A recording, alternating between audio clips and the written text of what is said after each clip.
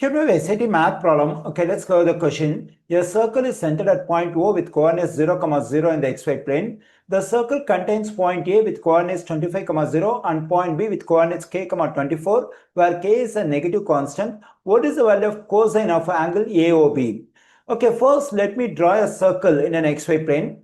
Here I've drawn a circle in an xy plane. Okay, now let me mark its x-axis and y-axis. And the center of the circle is O with the coordinate 0, 0. That is the origin. It's over here. And we have the point A with coordinates 25, 0 on the circle. Okay, since the y coordinate over here is 0, then we'll have this point at the x-axis and also on the circle. Then we'll have the point A over here. Because the x coordinate over here is positive, so we'll have this point 25, 0 on the positive side of x-axis. We'll have the value 25. And this is point A of 25, 0. Now let's consider the point B with coordinates k, 24. Here the y coordinate is 24, it's a positive value, and the x coordinate is k, which is a negative constant.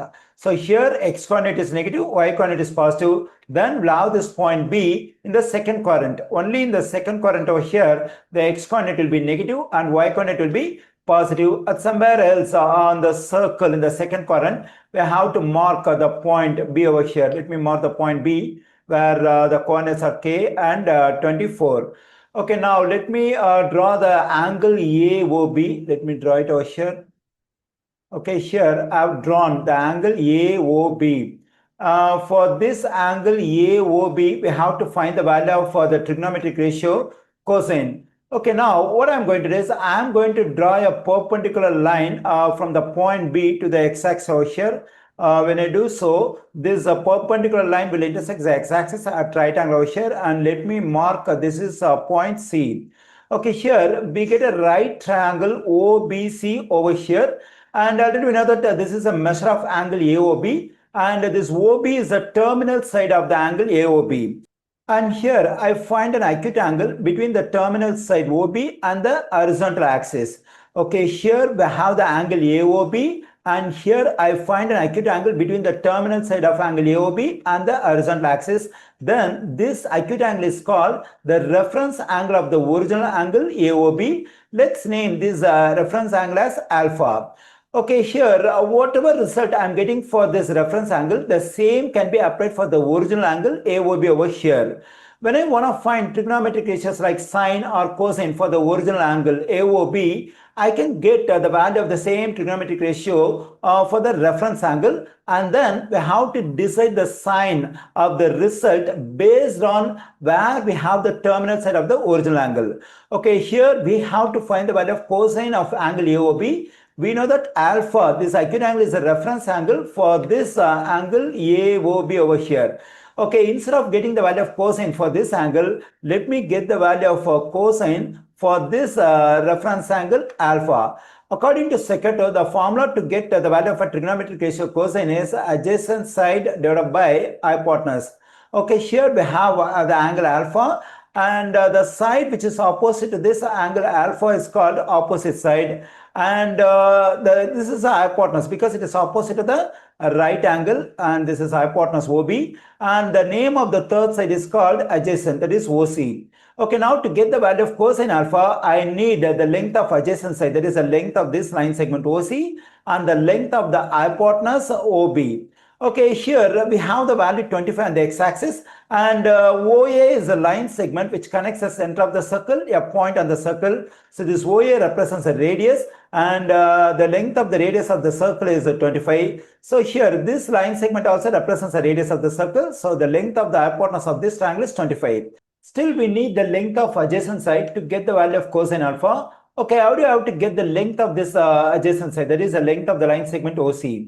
Now let me consider the y coordinate of the point B over here, that is 24. Then we have the value 24 on the x over here. What is the length of this line segment? That is 24. The same length we have for this line segment BC, that is the length of the opposite side, 24.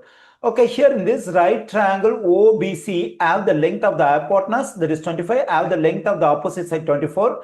Here we can get the length of this adjacent side OC using the Pythagorean theorem. Okay, now let me write Pythagorean theorem in this right triangle OBC to get the length of this side OC. So that is the sum of the squares of two legs is equal to the square of the hypotenuse. Let me write over here.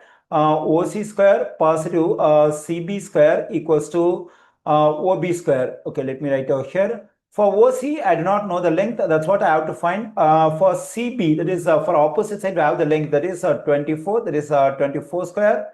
And for OB, we have the length. That is hypotenuse 25 square. Okay, let me do it. OC square positive.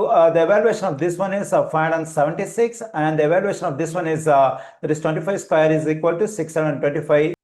Let me subtract 576 from both sides of this equation. When I do so, this positive value, negative value will cancel out. I am getting OC square on the left side. On the right side, when I simplify this one, I am getting 49. Now to get rid of the exponent 2 over here, we have to take square root on both sides of this equation. On the left side, the square root and square will cancel out. I am getting OC. And usually when we take square root on both sides of an equation, one of the square roots will cancel out. And for the other square root, we will consider positive or negative sign. But here on the left side, we have OC, which represents the length of one of the sides of the triangle. It cannot be negative. So we can consider only positive sign for this one. So equals to here, when I take square root of 49, I am getting 7. Okay, here I got the length of this line segment OC, that is 7. That is length of the adjacent side is 7. Okay, now let me plug in 7 for adjacent side and 25 for hypotenuse. Okay, here I got the value of cosine alpha, but our aim is to get the value of cosine of angle AOB. Okay, now let me write the stuff over here. That is cosine of angle AOB. Now to get the value of cosine of angle AOB from this result, we have to consider the terminal side of this angle AOB.